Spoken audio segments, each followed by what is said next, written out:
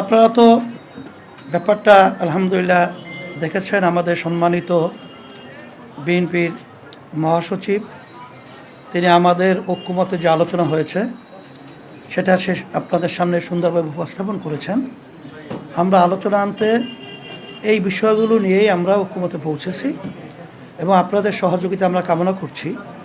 আমরা যেন সুন্দর একটা দেশ সামনে ভবিষ্যতে একাকার হয়ে আমরা গঠন করতে পারি, সেভাবে আপনাদের সহযোগিতা আন্তরিকতা এটা আমরা চাচ্ছি।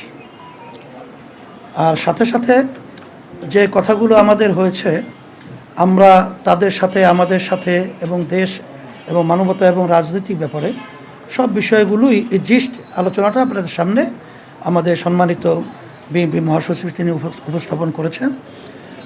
সেটাই আমাদেরও একই কথা যে দ্রুত সময় আমরা সেখানে শব্দটা ব্যবহার করেছি, খুব বেশি সময়টা না নিয়ে যৌক্তিক, সেই যৌক্তিক সময়টা আমরা বলেছি 1 থেকে 1.5 বছরের মধ্যে, এরকম একটা কথা আমরা বলেছি।